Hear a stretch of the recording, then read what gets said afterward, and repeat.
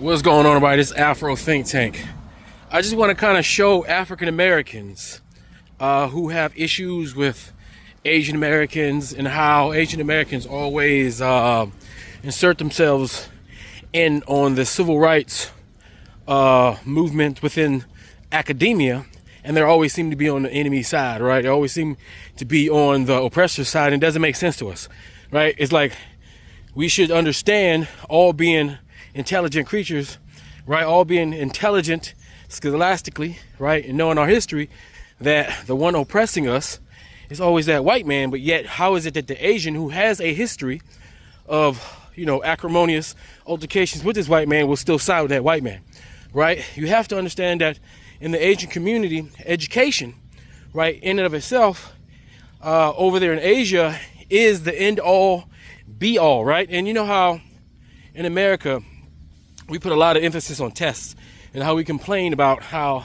our educational system cares more about tests than the actual education of our students, right? And how that affects our students, the pressure put on our students to just be memorizing things, because you don't really learn. You have people memorize things, memorize standardized tests and learn just to memorize, but you're not really learning.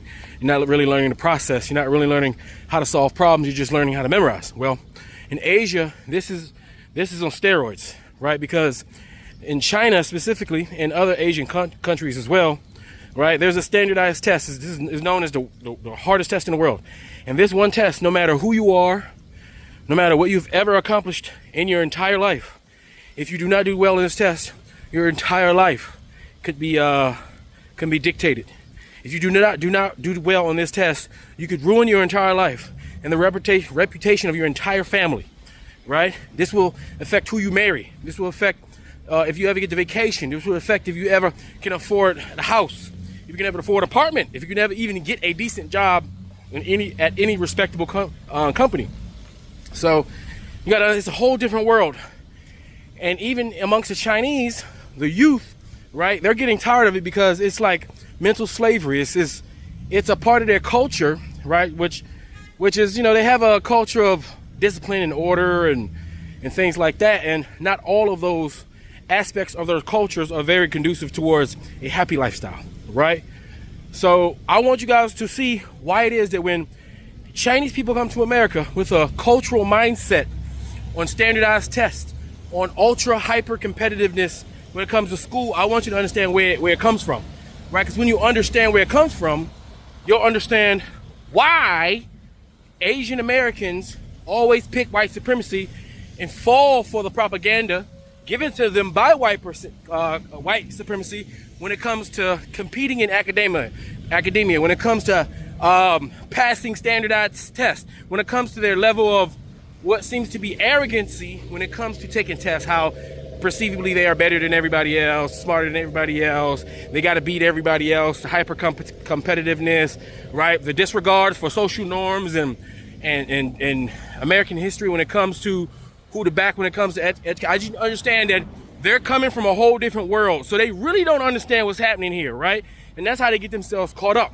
But I want you to see this, because I'm telling you, despite the things that we do go through in our country, there are places where they have systems that are much worse. You may think they are good, but they are much worse, and you would most definitely rather live in this system than theirs.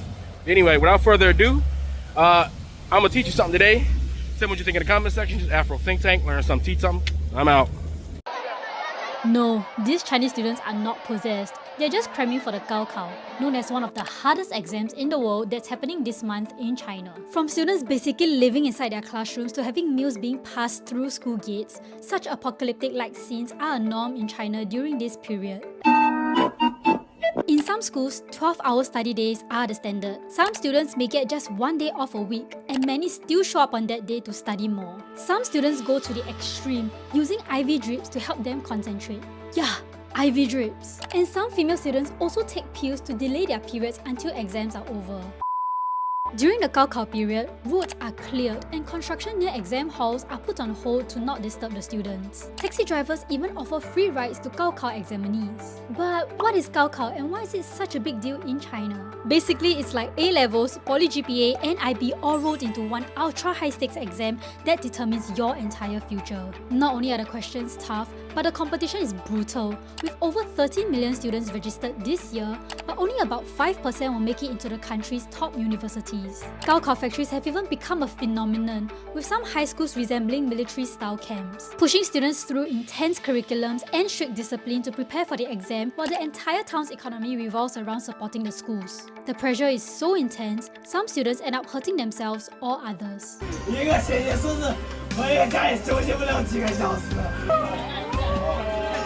So next time you're dreading an exam, just be glad it's not this one. This weekend is the Gaokao, China's insane version of the SATs. 10 million Chinese high school seniors take the test, which is held just once a year. And this determines the college they go to, the major they study, and basically path in life. Here's how intense it gets. High school seniors spend the entire year preparing for these 9 hours of exams, and it's a whole family affair. Parents are known to delay divorces, so kids are focused on studying. Or can you imagine this? You take the exam, you come back home, your parents sit you down and say grandma died 3 months ago. Yeah, pretty common. On the 2 days of the Gaokao, the whole country of China is rooting for you. No honking, no construction work, and flights are even rerouted to avoid testing centers. Even the Olympics ain't got shit on the Gaokao. In 2008, officials delayed the Olympic torch relay to ensure the Gaokao completed in peace. The stakes are enormous, but if you're thinking about cheating, think again. Security is airtight. There's metal detectors, finger and face scans, and security cameras all over the testing site. Heck, you can't even find a photo of the testing facility online because security is so tight. It's not uncommon to hear somebody get turned away from the exam because they're wearing the wrong hair tie, which people thought were a cheating device. Well, there goes your shot. Better luck next year. And if you do get caught cheating, that's 7 years in jail, buddy. Would you want to take the Gaokao?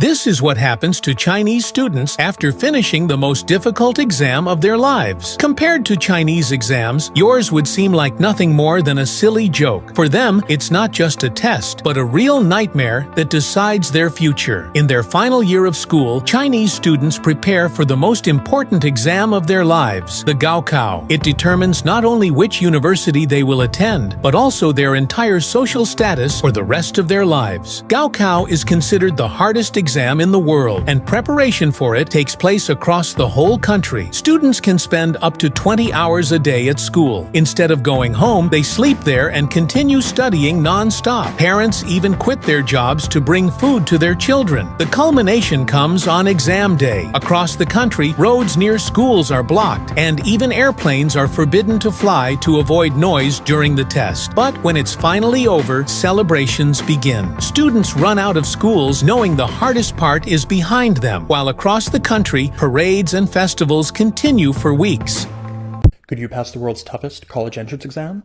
If you think the SATs and the A-levels were hard, try being a student in China. This past weekend, over 10 million students sat the Gaokao, which is considered the world's toughest exam. This thing is twice as long as the SAT, takes place over 2 days, and has a pass rate of only 1 out of every 150 students. It's got its usual mix of multiple choice questions across a number of categories. It has short-form essay questions and long-form essay questions, some of which have to be done in English, which, as a reminder, is not their native language, but it's the nature of the questions, some of which are designed to make you fail, that makes this so tough. My personal favorite is the question, it flies upwards, is asked if it's tired, and it says no. Write an 800-word essay. What is that? But anyways, I'm going to put up some questions here, and let's walk through them and see how many you could answer.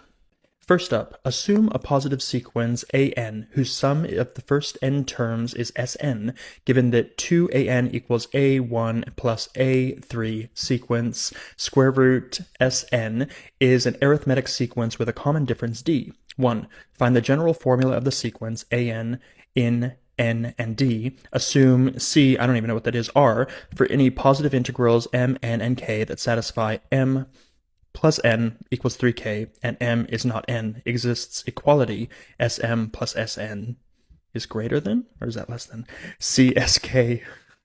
Alright, so maybe math's not your thing. How about geography? And remember, these students are in China. Climate formation in North America is closely related to its natural geography. Study the picture below to answer the question. Based on a comprehensive analysis of the 3 categories of natural geography elements A, B, and C pictured above, name and describe the 3 types of climate formations in North America. How about an essay question? Please write an essay on the following. Who do you think is the most glamorous person? A biotechnologist who led his company in international research, an ordinary welder who gained international fame through his work, or a photographer complimented widely for a series of photos? And another essay question, just for good measure to finish things off. The containers for milk are always square boxes. Containers for mineral water are always round bottles. Round wine bottle are usually placed in square boxes. Write a composition on the subtle philosophy of the round and square. So how'd you do? Let me know in the comments. Who taught you to hate the texture of your hair? Who taught you to hate the shape of your nose? Who taught you to hate the color of your skin to such extent that you bleach? Who taught you to hate yourself from the top of your head to the soles of your feet? Before you come asking Mr. Muhammad, does he teach hate? You should ask yourself, who taught you to hate being what God gave you?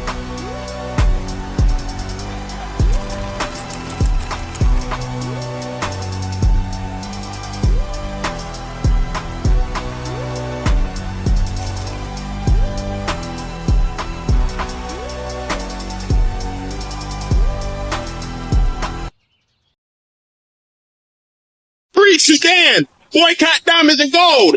Free Sudan! Boycott diamonds and gold! We most definitely cannot forget about the people of Sudan! Thanks for watching Afro Think Tank. Don't forget to like, share, and subscribe. And follow me on Substack and Patreon for more content. Remember, it's Pan-Africanism or nothing.